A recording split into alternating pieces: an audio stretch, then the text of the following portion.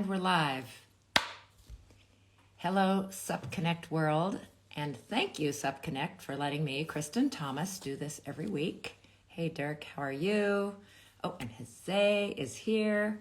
Today we're talking to an outdoor expert who also has done tons the last decade in the whole world of water and stand-up paddling.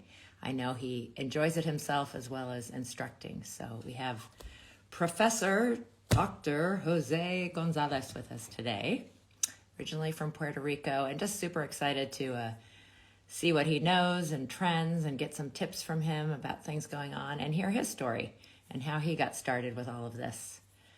So Jose, I'm going to invite you and talk all about paddling.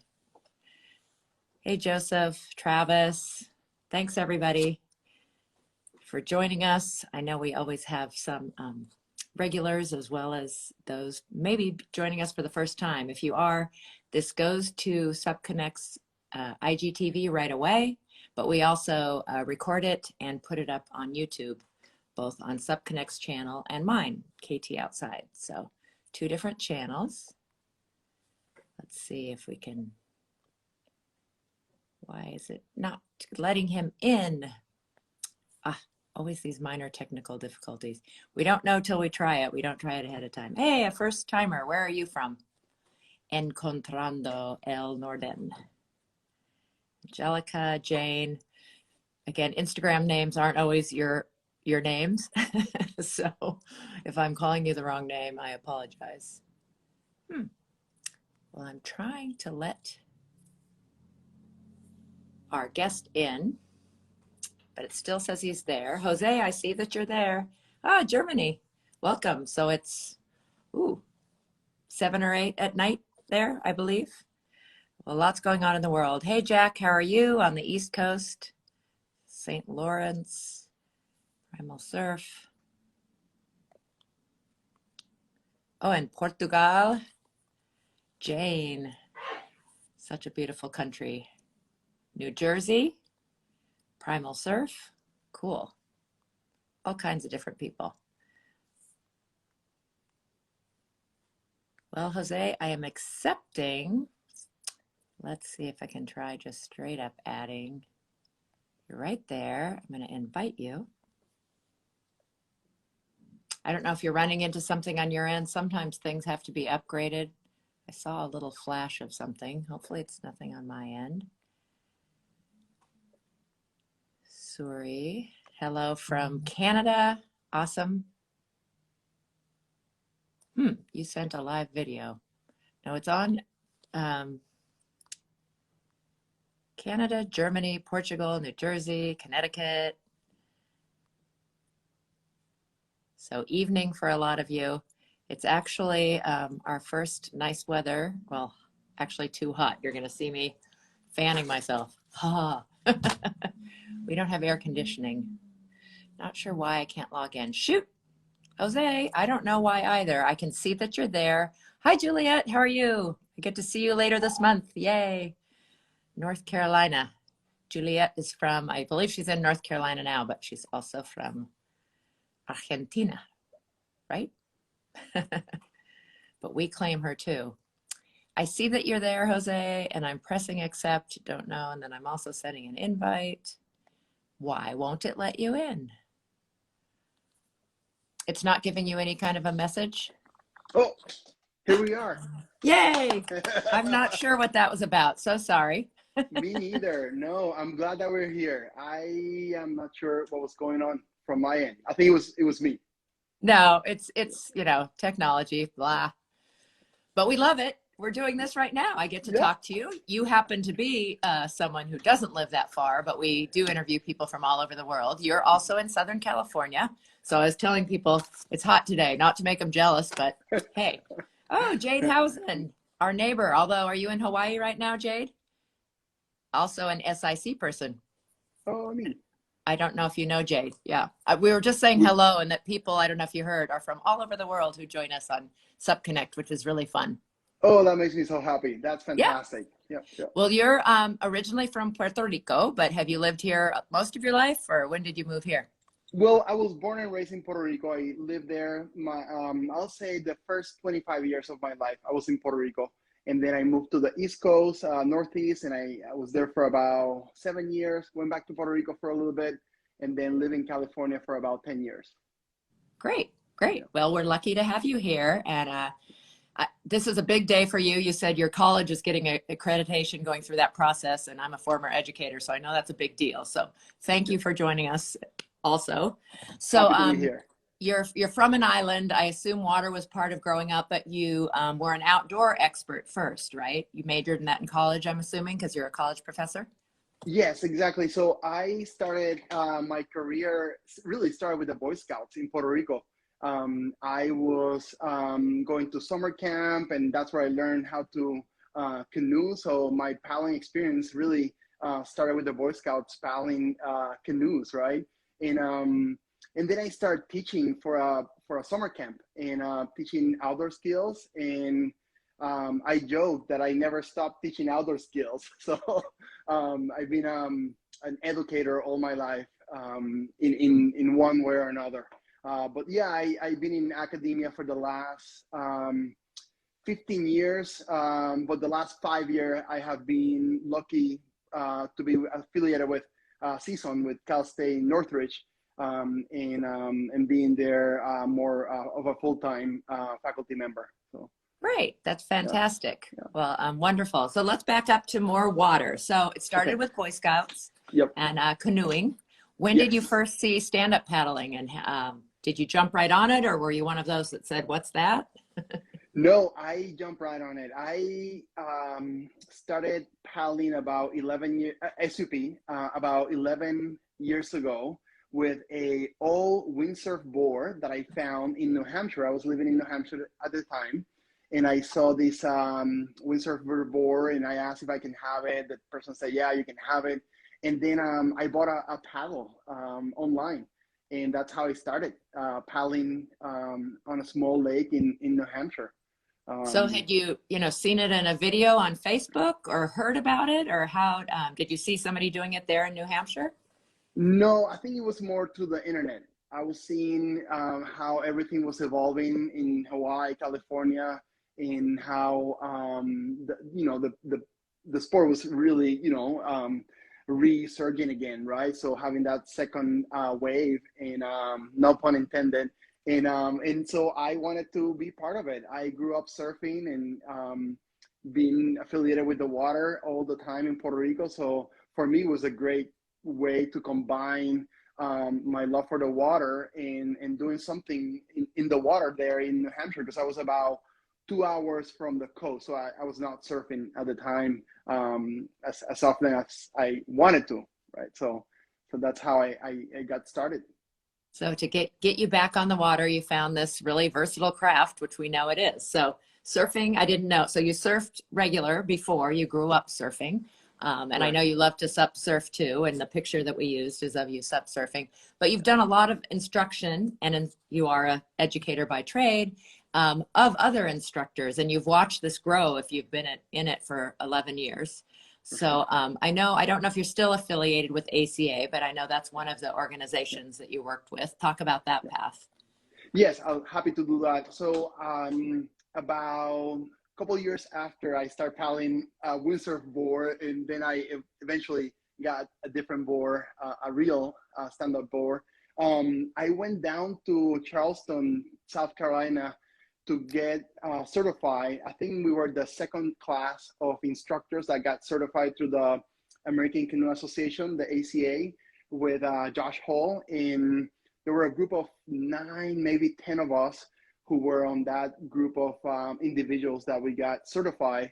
And after that, I spent a couple years teaching skills classes.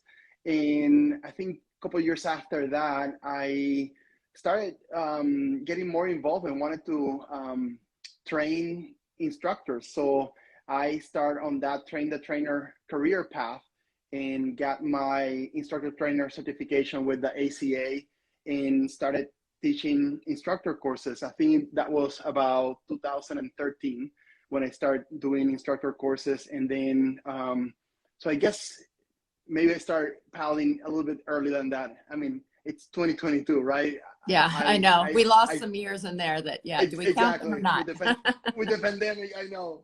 So anyway, so since 2013, I've been very lucky and to be able to travel around United States and go back to my homeland to Puerto Rico and instruct these instructor courses. And we focus everything from skills to really looking at the operation, the safety, how to the pedagogy, right? So how can we teach these skills in a way that resonates with people, that people can get it, that we can make independent paddlers, right? So people can then go and paddle on their own and feel good about their skills and not getting hurt and all those things. So very, very lucky that that has been part of my path. Oh, fantastic. So that is early. That's when instruction, there's always that question when things are new, like, who are you to teach? Well, somebody needs to, and how do we go about that? So I'm sure you are part of creating the curriculum, or from an organization that definitely knows paddling, but not necessarily the new craft. So it was very interesting because I've taken a couple of courses early, even though I'm not an instructor, and how different they were just in terms of some of the things that we still haven't come to exact agreement on terminology perhaps that comes from, but so interesting and good that you were in early and you're a surfer and know that terminology, but you also had your canoe background and knew that side a bit too, and to kind of merge the two. And I think there's still a lot of us in different areas of stand-up paddling trying to merge it all together and have agreement on, how to teach, what to call things, that type of thing. Still going on. Absolutely, Yeah. absolutely, absolutely.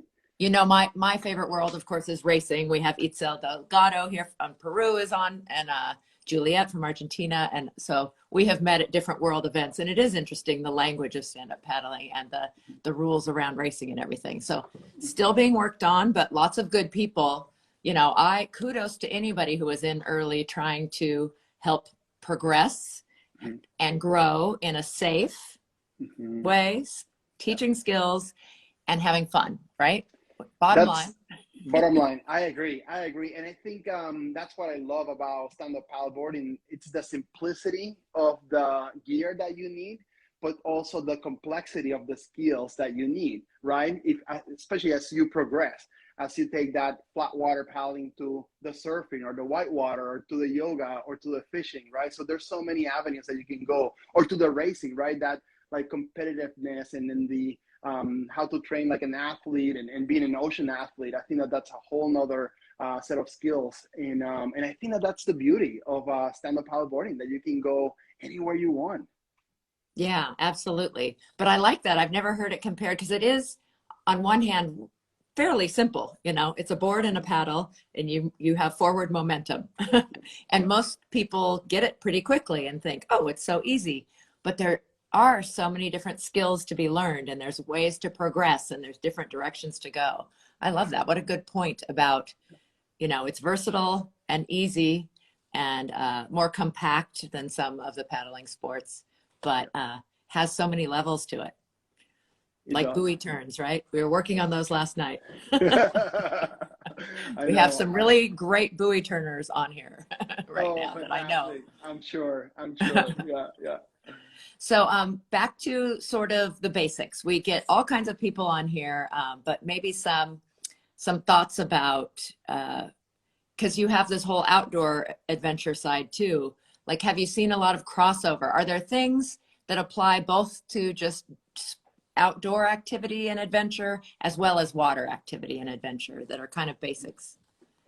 Yeah, I think there are a couple of things that come to mind right away. So the piece on what do we need for our bodies. So the hydration, the fuel, right? What we're gonna eat. So I think that those are very similar. Our body needs to consume water to stay hydrated, to be a functional body. And so that could be applicable to somebody who's gonna go backpacking or somebody who's gonna go stand-up paddleboarding, right? I also think that the piece of the planning also and the risk management, it's very similar in many ways. So when you are going paddling, you look at the weather, you look at the water temperature, or you feel the water temperature. You look at the wind, the wave, what's going to be the currents, what the tides, what are they going to be doing, right? Am I going to be able to ride that flood and come back in the ebb, or is it going to be the opposite? I'm going to have a hard time coming back home. In the same thing will happen with, let's say, backpacking or doing a climbing. You have to look at the weather. You need to look at how is that wind going to affect you? How is that the rain, all these elements. So I think that there's some aspects that are very similar. Creating a flow plan of telling people where you're going to go and what you're going to bring and who's going to be with you and where you're going to be coming back. And if you don't come back, what's your emergency response plan, right? Who do you need to call? So those things, I think that they're very similar, and they go across different outdoor activities, outdoor pursuit activities, whether it's paddling or something in dry land, for sure. Yeah. Oh, those are all great examples, great points about what we need to do, whatever we're doing outside when we're taking off on an adventure. Yeah. So maybe the opposite then, what's special and different about the water? I mean, you kind of mentioned tides, and there's the equivalent and stuff. So certainly, I can't say more so, but I think that's one thing people skip at the beginning is really looking at the weather and the conditions. Yeah. I think that's huge. Other I things agree, about Kristen. the water? Yeah, I think, Kristen, something that maybe beginners, people who are getting to a sport, to think about is where's the wind coming from? And let me paddle upwind first, so then I can come back to my vehicle going downwind, right? Or where I launch. So I think that the wind is one of the main things. And also empowering people, even though it's called stand-up paddleboarding, you can paddle on your knees. So if that wind is really pushing you and you're not making any headway, go down on your knees and start paddling, or go prone and start paddling back. Because what you need to do is you need to get back. And sometimes we just need to get pushed a little bit, right? Unless you're in the ocean, open ocean, but to be able to then not fight the wind, not fight the current. That's one of my home breaks in Puerto Rico. It's this beach called Hobos in Isabela, and I surfed there all my life. But it has really strong rip currents. And recently, about I think last November, I was taking my boys surfing, and it's shallow water. The water, I think I was about chest high, pushing my kids on the waves. But all of a sudden, the rip current just took me with my son, and it really pushed us. And I was paddling with him, and I was thinking to myself, this is something that can happen to anyone, you know, in that awareness. And luckily, I knew the current pattern, and then there was another surfer that saw that we were struggling and came and helped us. My wife also saw that we were struggling.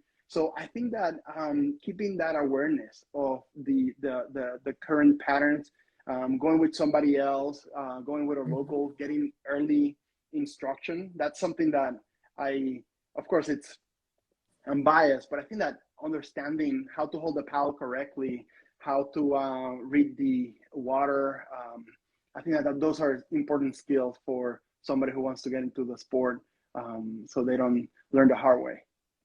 Yeah. And it's so good to learn correctly from the beginning. So as the sport has grown during the pandemic, just like all outdoor activity, it must be interesting as a professor in that world, because a lot of them didn't have the instruction at the beginning, and they didn't even buy necessarily their equipment at a store. They just bought it online or whatever, because of the strange situation of the last couple of years. So I feel like there's a lot to be done to catch up about being environmentally sensitive is one thing. A pet peeve of mine too. I live right near hiking and biking trails, very lucky to live where I live, but we just see just kind of like people dump their trash out of their car in our front yard practically. And, I know that. Yeah, I think they will learn it, but skills, they need to take a lesson. For sure. I agree 100%. In looking at those reports from the outdoor industry, which I know that you're very familiar with too, looks like the increase was substantial. I think anywhere from 7 to 9% of increase in participation rate. And currently, before the pandemic, about 49% of Americans will go into outdoor activities. And then after the pandemic, I think increased to about 52, 53%. The interesting thing is that the studies that are coming now are telling us that how many of those people that are doing other activities, including paddleboarding, are going to stay doing those activities, right? How do we retain them? And I think that's a challenge, but also I think it's a good challenge to have as a community. And because I feel that we're very inviting, we want to, this is an aloha community, and I think that it's up to us now. Tell people, listen, get the instruction, come to the club, come to the meetup, come paddle with us. And I think that's the next step. And that's on all of us to do that. Oh, I love that.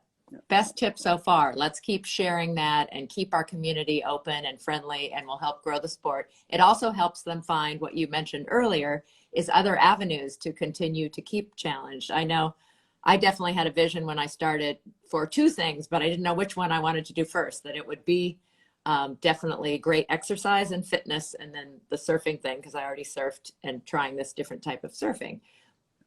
But I went, we'll switch to equipment.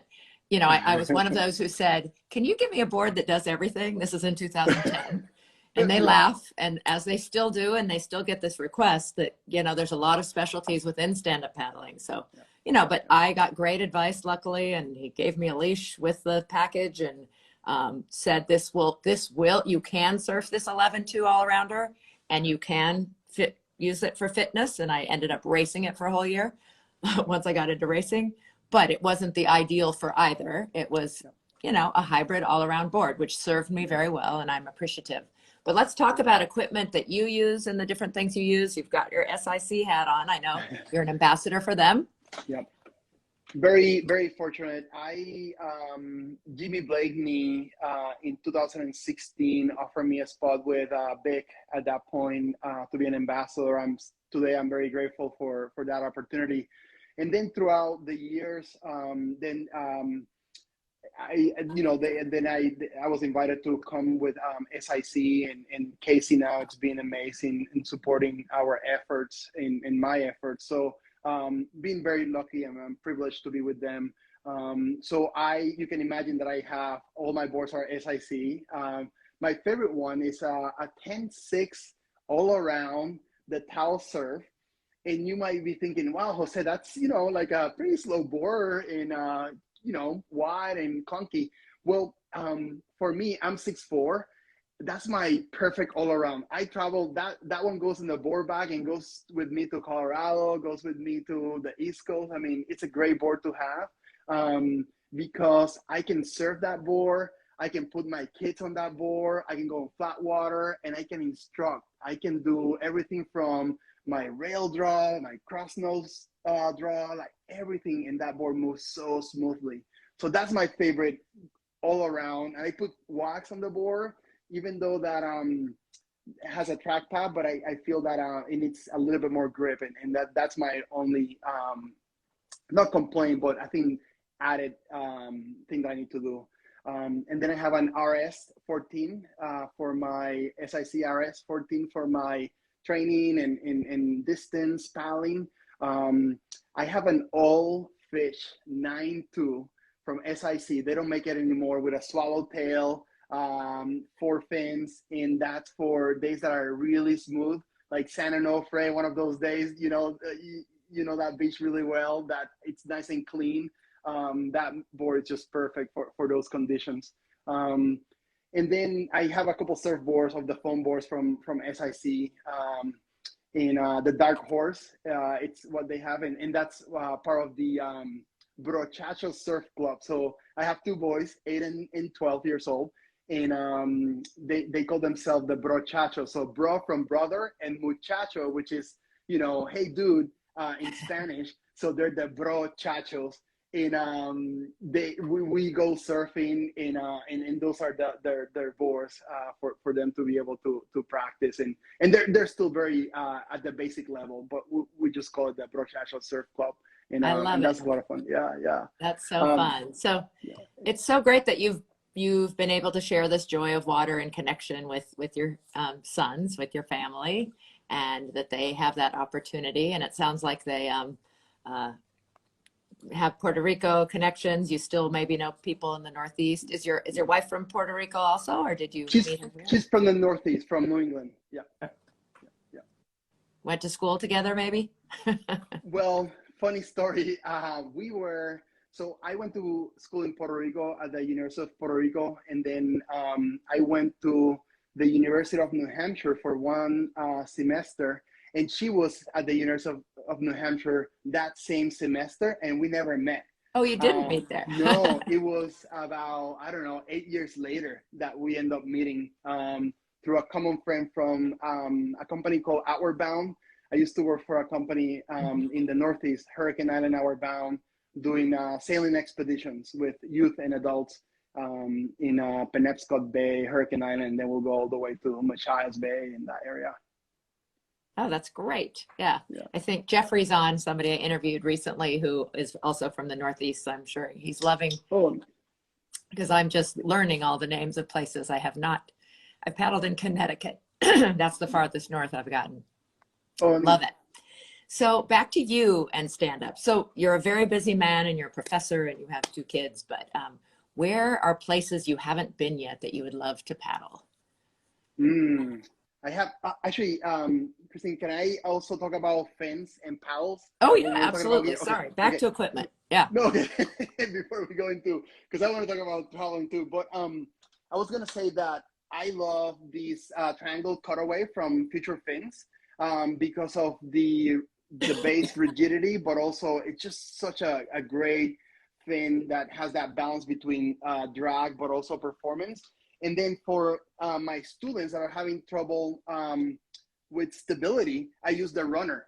And this fin just makes any board so stable and to track forward, so they don't have to be switching sides on their forward stroke. So I love those 2 fins, and I bring them with me. And I have several others from Fisher Fin. They have been great to me too. And when I do my instructor courses, I geek out on fins, and we talk about Bernoulli's effect and all that. It's really fun. Oh, that's great, because people do want to know that, and those are questions people have about equipment. Exactly. I agree. So remember that I told you that I bought a paddle with my windsurf board back then? It was the Spanker from Werner. And they don't make it anymore, but it's a great paddle. And wow, you still have it, and it's in good shape. Well, this is the second one. What happened was this is my surfing paddle, and I love it because I can just take a couple strokes, and because of the blade is so big, I can catch the wave. But it got chipped in the shaft, and my brother-in-law took a couple paddle strokes to catch a wave and broke it in half. So I called the company and I said, hey, Warner, this is what happened to me. That's my favorite paddle for surfing. And they said, we don't make it anymore, but I think I still have one in the warehouse. I said, I'll buy it from you because I want that paddle so badly. So that's the cousin of the other one that got broken. So, that's wonderful that they found one for you, though, even though it was an old model. I know. And since we're talking about also equipment, I was going to say Fox 40 whistle.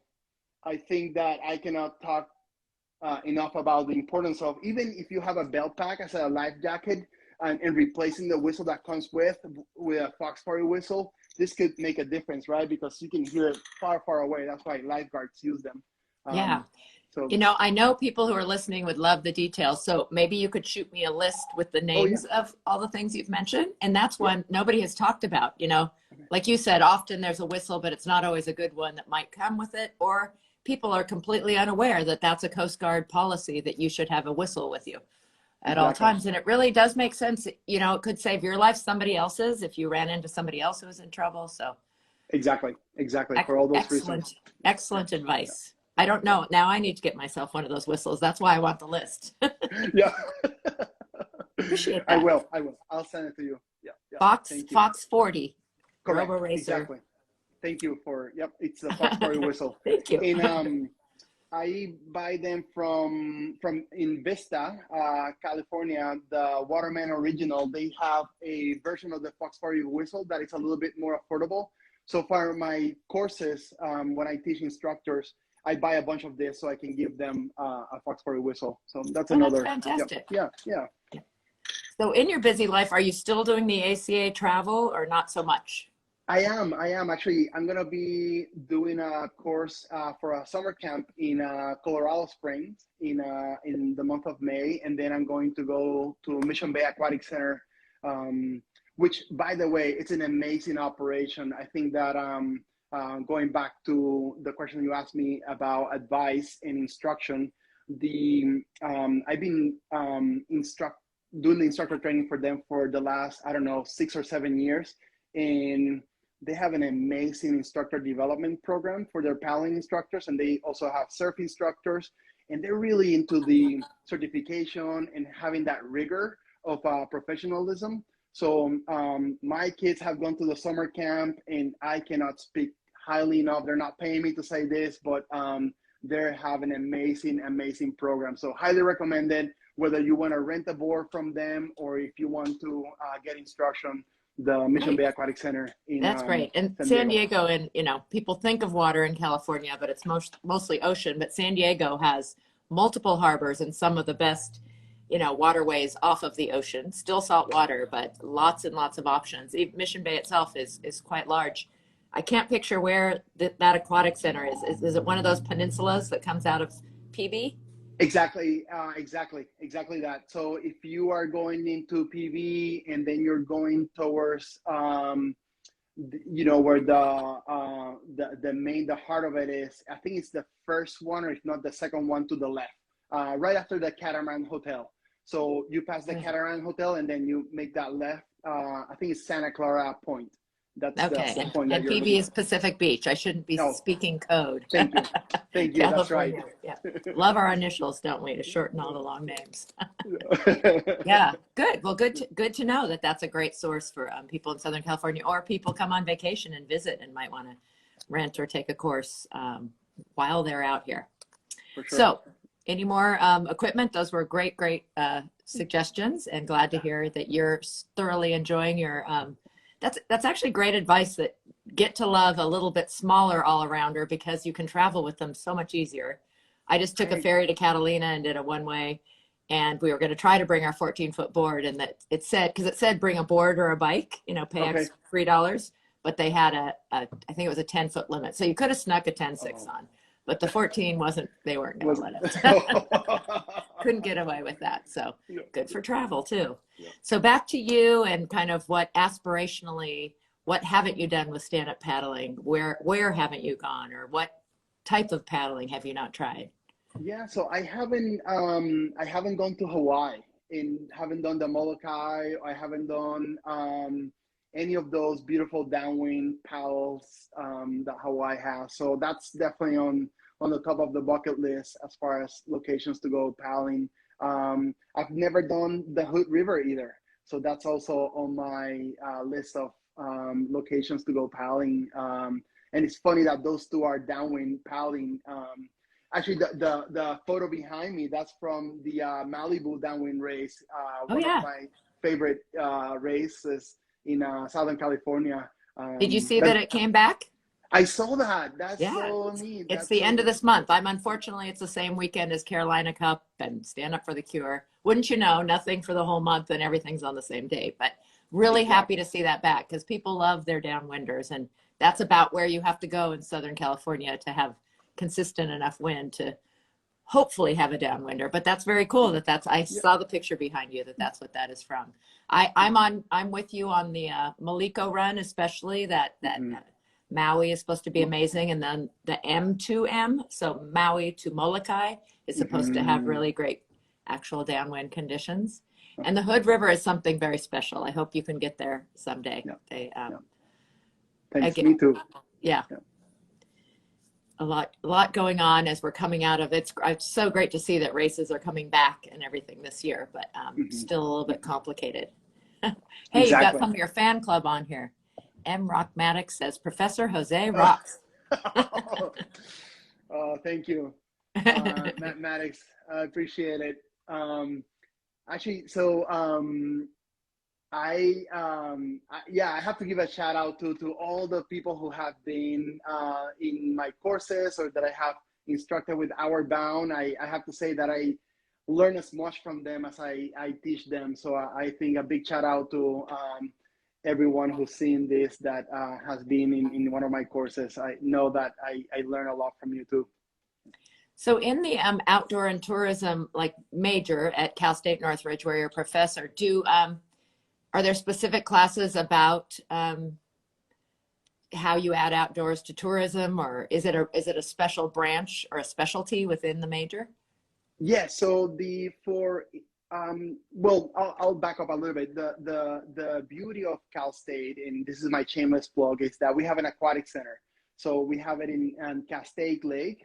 It's part of the campus. It's about 25 minutes north. And in the aquatic center, we have everything from stand-up paddleboarding classes, sailing, wakeboarding, kayaking. So it's really, really neat that students can come and get credit-bearing courses for their major.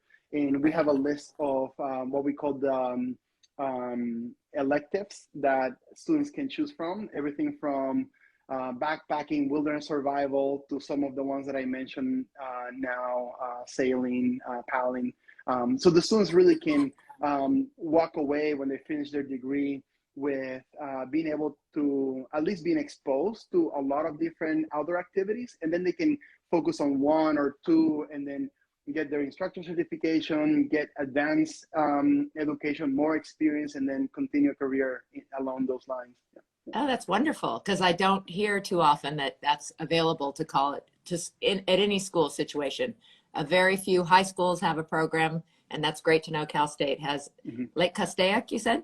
Yes, Where yes, and I can do the spelling later on. I'll send you an email. We can put it there on the website. But it's yeah, it's about 25 minutes north from Season. In so Mission Bay Aquatic Center, it's also it's a joint effort between the UC San Diego and San Diego State University, and they also offer credit-bearing classes. I think that their classes are 1 credit. So you can imagine that the surfing class is the most popular one there. Some semester with up to 500 students enroll in that class. Many international students that will come to learn how to surf in San Diego. I mean, cannot get any more iconic than that, right? Yeah, yeah. Oh, I love that. And hearing that that's expanded. I know decades ago when I was in college, I actually, our local community college, even though I was also at a Cal State, and going up for a reunion this weekend to San Luis Obispo, Cal Poly. Nice, yeah. Nice. But they had 1 unit geology classes that were backpacking trips, and they were absolutely amazing. I climbed Mount Whitney that way. We went on a fossil hunt out in the Nevada deserts that way. I went to the bottom of the Grand Canyon that way.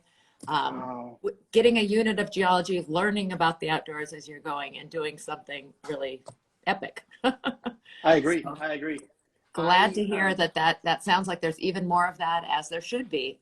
It's exciting during the pandemic that people who weren't outdoorsy found the outdoors. They couldn't do, even if they were physically active, maybe they had always done indoor classes or the gym or whatever, but to find the hiking and biking and all of our wonderful water sports is exciting. I agree. I agree. And going back to my story of going to New Hampshire for a semester at the University of New Hampshire, it was because they have an outdoor education program. And in Puerto Rico, we didn't have that. So for me, being able to, as you said, being able to take classes about outdoor education was a dream come true. Yep. Yep. Oh, that's fantastic. Yeah. Well, and as we know, there is scientific research now about being outdoors and being on the water, the blue mind, that what it does for us positively on so many levels for our body, soul, and mind. So we are addicted to that. And the more people who are, I like to think that has an effect of them making more conscientious decisions about being good to Mother Earth and the ocean and a lot of those things. for So you sure. have some places to go still, the Gorge and Yeah. Hawaii. I Yep. think you will get there someday soon, I'm hoping. Yep. How about all these new branches that have come off of stand-up paddling, like foiling or winging? Sounds like you've been in a lot of sports through your life. Have you, again, it takes time and money, so I'm not sure if you have it, but are you hoping to try some of those? Yes. So I was very close to getting my own foil and win. I just don't think that my better half would appreciate another sport. But I have Same. yeah, I know, right? There It's isn't room one in of the those garage for one more thing. exactly, And then exactly. at my age, there's the danger factor a little bit that, at least for me, that affects me, the Well, decision. same here, Christina. I 3 years ago, I broke my left elbow in three parts. I had that what is called the terrible triad skateboarding, Uh, right? So I was thinking, should I be skateboarding in my mid 40s? Maybe not, right? But I was, and now I don't race anymore because of that. My strength and muscle never develop again after the accident. So I agree with you. It's one of those things that we yeah, have to, we have yeah, to weigh these things as we get a little bit older. Got exactly, May on here too, agreeing with us. Yep. But we can still have lots of fun and still be very yeah. active. So Oh, for sure, for sure, for sure. No, I agree, definitely I don't agree. need to feel bad about that. No, no, not at all. No, and I think you hit a really good point of the importance is to have an active lifestyle, right? And we're lucky that we have our active lifestyle around the water, right, in the ocean. I love the when it's flat to be able to go snorkeling and look at the reef, right? So then when we have wave, I can then be super stoked that what's underneath me, right? That whole nother world in that life. So I agree. It's just that the ability to be able to have that independent in water lifestyle, it's important. Yeah. Um, and you asked me something and I was going to answer and then I went on a tangent, so I apologize. No, it's more likely I spoke over you and didn't let you answer it. I have a bad habit of asking too many questions at once. I don't remember what the most recent was, but Okay, so no much good worries. Well, information. And I do love looking at, what we know from years of the outdoor industry, years of other water sports, and bringing that in. But back to safety, one of my big concerns is how many people who, I think because I live in a coastal town and we have drownings always, people come to water who don't know water at all or understand it, and they think, oh, it's okay, I don't know how to swim, I can go out on a stand-up paddleboard, or I can go out into the ocean, without all the awareness you talked about early, not just of weather and tides and everything, but just of what it feels like to fall in the water. And we know drowning is often panicking. You were in a riptide, but you knew what to do in a riptide, and still it was challenging.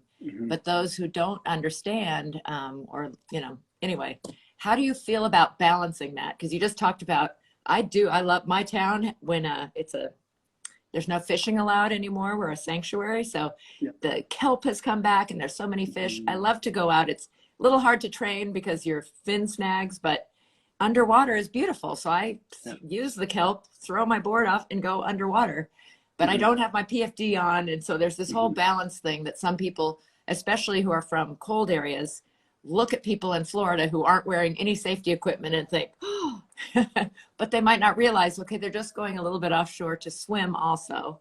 And Yeah. I try to be a good role model and use all safety equipment, but I do know there's times where I want to swim. But what do you think about people who don't swim, who use paddle? I know, and that's a really hard question because, as you said, in one hand, we want to have more people enjoy the sport that we love, right? And on the other hand, we want to make sure that they understand that it might look really easy and fun, and it is, but also there's definitely some hazards, some danger associated with the sport, like any other sport, even like riding a bike, right? There's definitely a risk. And how do we mitigate the risk, right? So that's the big question, especially if somebody's coming in for a 1 hour paddleboard rental and they just want to enjoy themselves in the bay, but there's boat traffic and they don't know what to do around other paddlers, other boats. Maybe the wind picked up, like we talked about early on. So I think, Kristen, to go back to that question about, how do we balance those two things? I think that having a basic understanding of how to activate your belt pack. So if you're a lot of people that are using, they don't wear the inherently buoyant life jacket. Instead they wear their belt pack.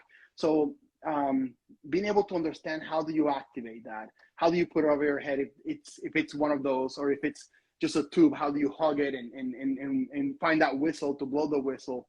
But and also I think like the basic principle of, can you get back on your board? Do you know how to fall, how to remount? You mentioned the leash. So are you wearing a leash, right? In flat water or surf zone. So those things I think are critical when we are inviting people and welcoming people to the sport, making sure that at least there's a very basic knowledge about safety and understanding of those things.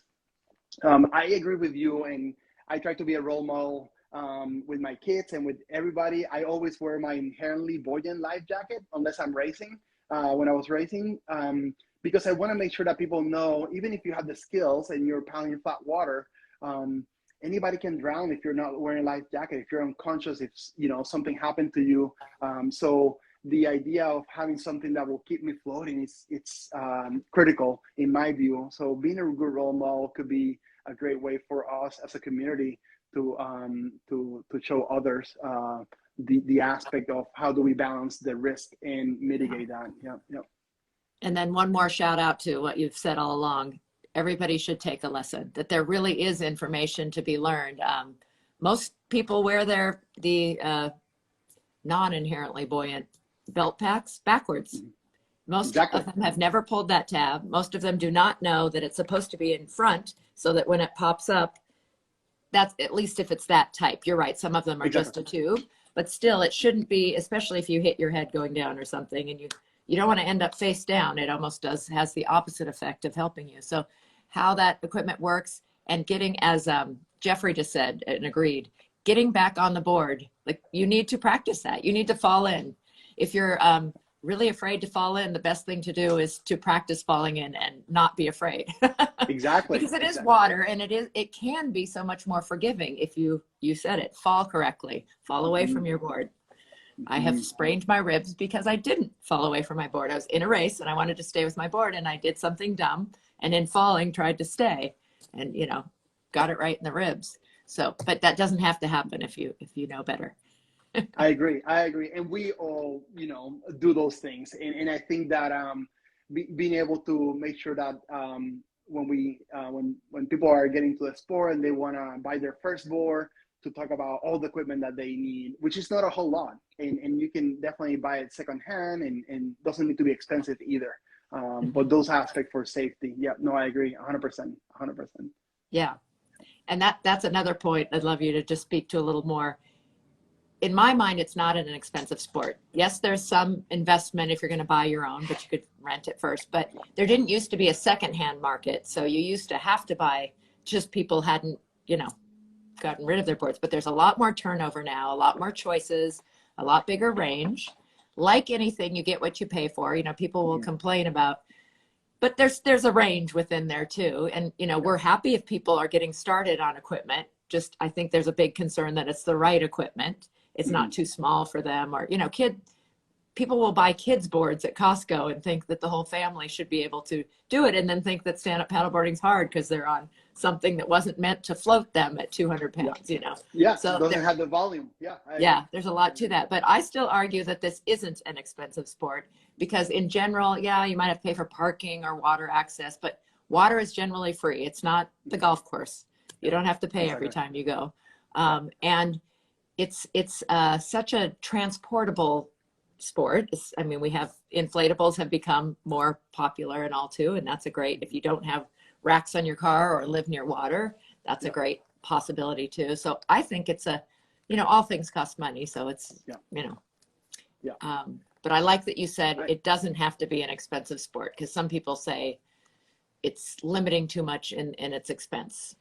And I think we'll see more and more club type things that help people get to the water, or rent as a group, or so that people who don't have the initial investment can still participate. Yes, I agree. And there are many places that rent boards, so you can rent a board for $20, $30 for a couple hours and give it a try. And I think that the other piece is, and this is a good advice also for people that are getting to the sport, that go and try a lot of equipment. I love going to races, not only to have that competition and being part of the community, but also because a lot of the board manufacturers bring their demo boards. So then I'm going around like a kid in a candy store. I want to try that one. I want to try that one. I want to go try that one. Remembering Battle of the Paddle, that then you could surf in the place that you cannot surf year round, but during that weekend you were allowed to test paddle surfboards on that little by the break wall. So I think that that's another great way of experimenting, trying new gear, then looking for a news board. Once you know the volume that you talk about, the length that you want for what you're going to be using it.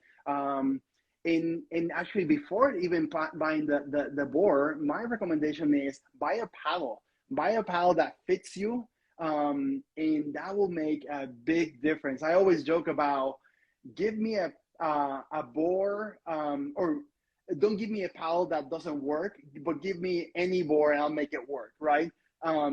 So sometimes when I have to travel for a course, and for some reason I cannot bring the board, I will definitely bring my paddle, even if I don't have the board with me, because I can always make it work, but not I agree. without my paddle. Yeah. Yeah, great advice. And I travel same with my paddle. I'll be going and borrowing a board, not even sure which one for, Carolina Cup. Have to be flexible in that way. But paddles make such a difference. And I cringe when I see a non-floating super heavy paddle and somebody probably thinking, oh, this is hard because my arms are tired, because that paddle weighs probably 20 times more than the paddle that I'm using. So if you can get somebody like that to try the other options, it can often help them love our sport. I agree. Even if you think about it, the flex on the paddle blade, right? That paddle blade that is flexing all the time, and you're taking stroke after stroke, and you're thinking, wow, why is it am I so tired? It's because of that flex, right? It was not really pushing water. You were just playing with the water, right? You were massaging the water. So I agree. I think that equipment, especially the paddle, plays a key role in the efficiency when we're especially paddling for miles. Yeah, absolutely.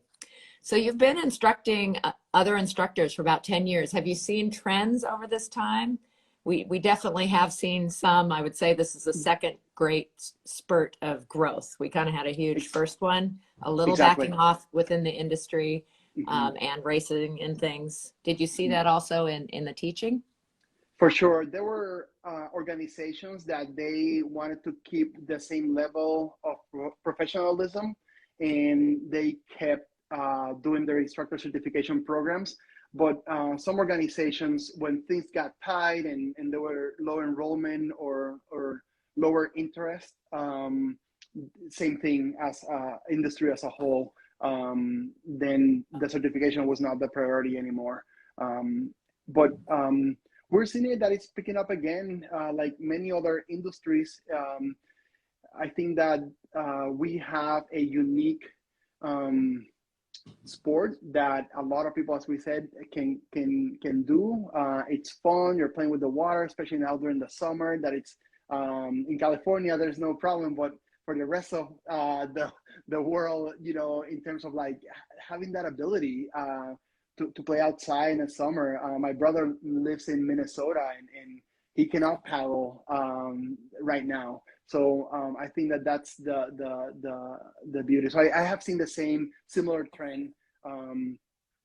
In another trend that we haven't spoke about, which also it's happening in all different outdoor activity, it's there was an increase of people of color in doing outdoor activity.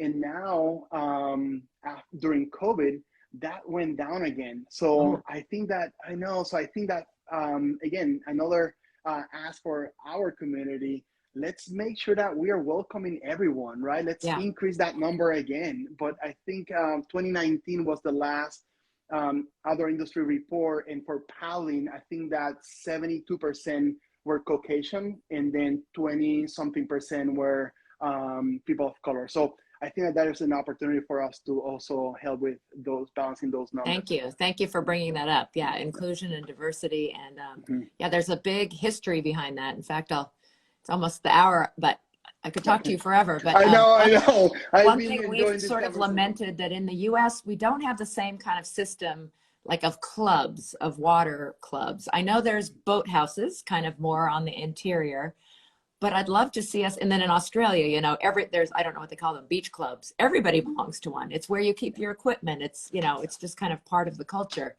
We don't have access, can be really challenging. And that barrier to entry, if you have a club and you have the equipment, then you can invite more people and get more people in. And we're reminded in a discussion, you know, boathouses were closed to people of color for not that many decades ago, which is just, you know, shocking. And just even learning to swim wasn't, because they weren't invited. So anyway, it's a catch-22, and I think we have to be intentional about working on expanding that for everybody, because we do have a wonderful and welcoming community, but how do we bridge that gap and help grow that?